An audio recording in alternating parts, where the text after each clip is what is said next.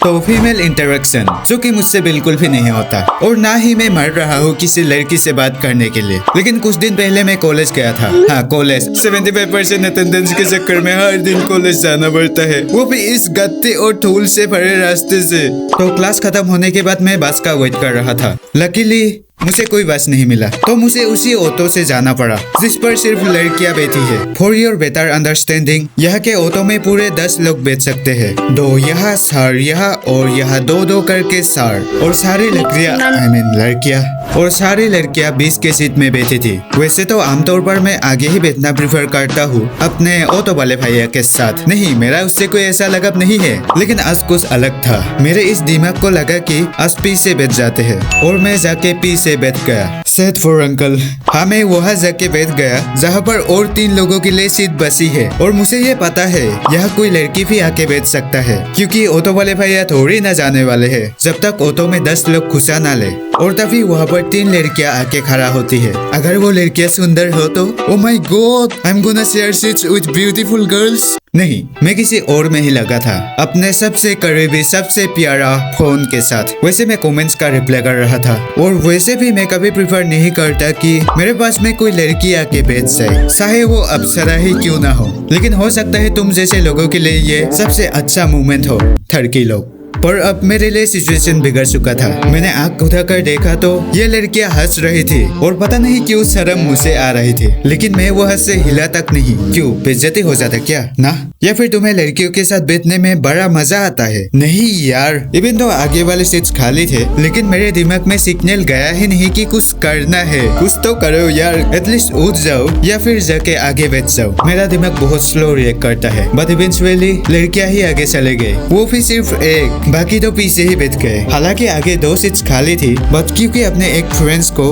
अकेले किसी अनजान व्यक्ति के साथ छोड़ नहीं सकते, उसी से एक्ट ऑफ गुड फ्रेंडशिप। अगर ये लोग कोई लड़का होता ना, किसी एक को अकेले पीछे छोड़ के चला जाता। बट तुम इमेजिन करो वो लोग मेरे बारे में क्या सोच रहे होंगे। थर्की, सिचुएशन समझ नहीं आ रहा है क्या? 3 लड़की है तो उठ कर नहीं चल सकता क्या आगे ऑटो वाले भैया के साथ प्यार बतौरने? आजकल के बच्चे भी ना कोई संस्कार ही नहीं है। अरे दीदी, ऐसे नहीं बोलते, तुम्हारे जेनरेशन के ही बच्चे हैं हम, और शायद थोड़ा बड़ा भी। हम मानता हूँ मैं सोता दिखता हूँ, लेकिन अगर मुझे आजकल के बच्चे देख दोगे तो उसमें तुम लोग भी शामिल हो। और वैसे तुम पूछ भी तो सकते थे ना मुझे आगे जाने के लिए। तो देखा जाए तो इसमें तुम्हारी भी गलती है, बट तू भी तो पूछ सकता था ना आगे जाओ क्या यार, तुम दोनों आर्ग्यू करना बंद करोगे प्लीज? गलती दोनों की है, मान लो ना। नहीं, वो 3 थे।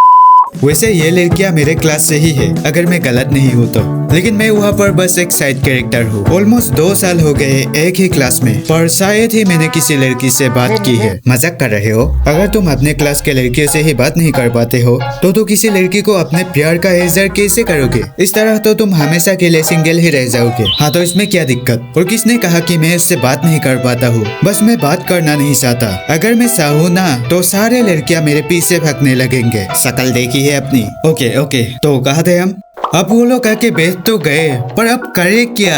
ऑलमोस्ट 10-15 मिनट एक साथ चलना है हमें, वो मेरे सामने, मैं उसके सामने। कब क्या हो जाए किसे पता? इस गड्ढे से भरे रास्ते पर कोई भरोसा नहीं। ये सब छोड़ के मैं अपने फोन में लग गया, क्योंकि कुछ तो करना पड़ेगा ना। और पता है, आप जाके इस बंदे की दिमाग की बत्ती जली है कि जाके आगे बैठ जाना चाहिए था। कहा था ना, दिमाग बहुत स्लो चलता है मेरा। इस बंदे को अब रियलाइज हो रहा है कि पहले ही कुछ करना चाहिए था, बट अब देर हो चुका था। और ऑटो को रुकाकर आगे जाके भी बैठ नहीं सकता, क्योंकि इसमें और ज्यादा बेइज्जती हो जाता। इसलिए मैं हर पॉसिबिलिटीज को सोचने लगा कि अगर ऐसा करते तो ऐसा होता। You know, it's called overthinking. इसके ऊपर एक अलग सी वीडियो बनाऊंगा, extra content and extra views.